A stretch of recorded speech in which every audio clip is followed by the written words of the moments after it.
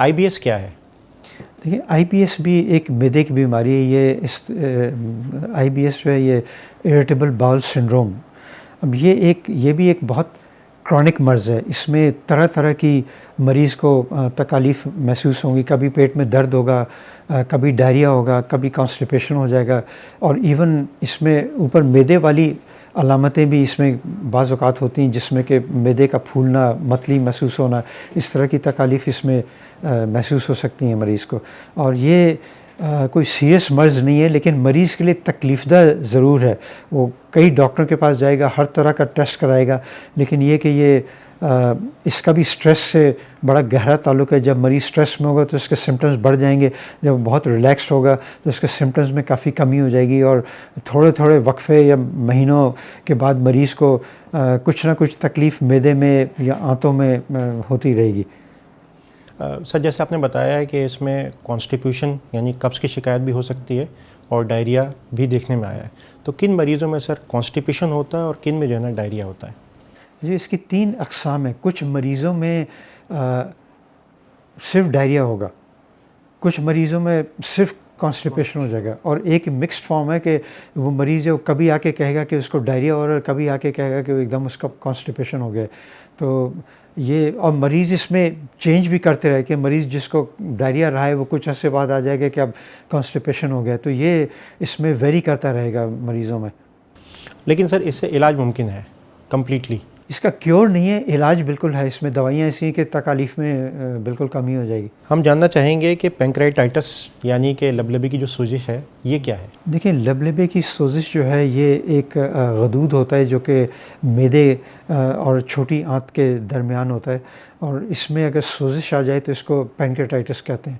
اس میں بھی یہ مرض اتنی شدت اختیار کر سکتا ہے کہ مریض کو آئی سی یو میں داخل ہونا پڑ جائے, اور اس میں موت بھی ہو جاتی ہیں.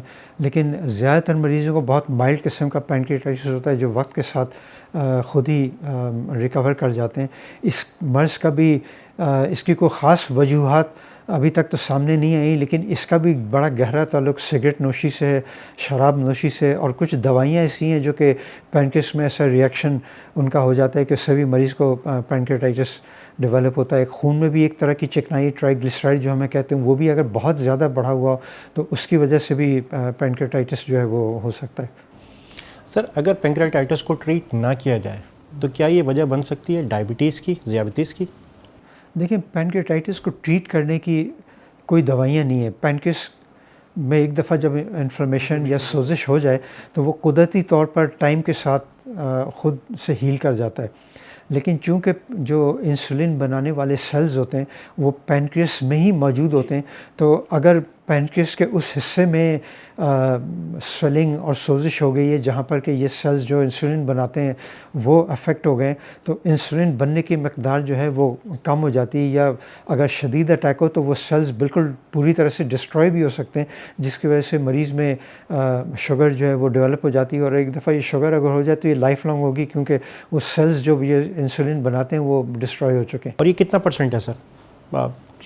کم لوگوں میں دیکھا جاتا ہے؟ کم لوگوں, یہ سیویئر اٹیک میں ہوگا. اگر جو میں نے آپ کو بتایا نا کہ اس میں مائلڈ ٹو سیویئر, جن لوگوں میں علامتیں اتنی زیادہ نہیں ہو کہ وہ ان کو ہسپتال میں یا آئی سی یو میں داخل کرنے کی ضرورت پڑتی ان میں عام طور. لیکن اگر آپ آئی سی یو میں داخل ہو گئے, اتنا شدید اٹیک ہو گیا, تو اس میں پھر اس بات کا امکان بہت ہے کہ آپ کو آگے چل کے یا ایون ڈیورنگ دیٹ اٹیک آپ کو ڈائبٹیز ڈیولپ ہو جائے. سر آپ ہمارے ناظرین کے لیے کوئی ٹیک ہوم میسیج دینا چاہیں گے؟ دیکھیں ٹیک ہوم میسیج تو یہی ہے کہ معدے کو بھی ریسٹ چاہیے ہوتا ہے, جس طرح کہ آپ کے دل کو اور آپ کے دماغ کو اور آپ کے جسم کے باقی اعضاء کو چاہیے. تو اگر آپ پورا دن معدے کو استعمال کرتے رہیں گے, ہر وقت اس میں چیزیں ڈالتے رہیں گے, تو معدہ اوور ورک کرتا رہے گا. تو ایک تو یہ کہ آپ اپنی غذا ایسی رکھیں. آج کل نیٹ پہ سب کو معلوم ہے, اور میں نے بھی آپ کو بتایا کہ آج کل جو ہیلدی فوڈز ہیں جس میں فریش فروٹ ہے, ویجیٹیبلز ہے, ڈیری پروڈکٹس ہیں, یہ معدے کے لیے بہت اچھے ہیں اور آپ کے جگر کے لیے بھی یہ بہت مفید ہے. خاص طور پہ آج کل پاکستان میں بھی فیٹی لیور کا ایک ایپیڈیمک ہو گیا, ہر دوسرا تیسرا مریض جو ہے اس کو فیٹی لیور ہے. تو اس طرح کی غذا آپ کو کھانی چاہیے. اور ابھی چونکہ رمضان کا مہینہ چل رہا ہے تو جو میں نے آپ سے کہا کہ 2 وقت پیٹ بھر کے کھانا اور مرغن قسم کی غذائیں کھانا یہ ایڈوائزبل نہیں ہے, صحیح, مریضوں کے لیے بالکل ایڈوائزبل نہیں ہے. اور جو آخری بات جو میں نے کی تھی کہ یہ جو افطاری عشاء کی نماز اور تراویح پڑھنے کے بعد پیٹ بھر کے کھانا کھانا اور پھر فوراً سو جانا, یہ تو بالکل میڈیکل پوائنٹ آف ویو سے ایڈوائزبل نہیں ہے. اور خاص طور پہ اگر آپ کو گرڈ کا مرض لاحق ہے تو پھر تو یہ آپ کے لیے بہت تکلیف کا باعث بن سکتا ہے. ناظرین میں آپ سے مخاطب ہوں. یہ منزل یہ راستے میری ہر دعا تیرے واسطے, یہ سکون یہ قرار بھی میرا مان تیرے واسطے, کبھی غم نہ تیرے قریب ہو تجھے ہر خوشی نصیب ہو, میری التجا تیرے واسطے میری ہر دعا تیرے واسطے. اس کے ساتھ ہی اپنے دوست راحیل صدیقی کو اجازت دیں. اگلے ہفتے پھر ملیں گے ایک نئے موضوع کے ساتھ. تب تک کے لیے اللہ حافظ.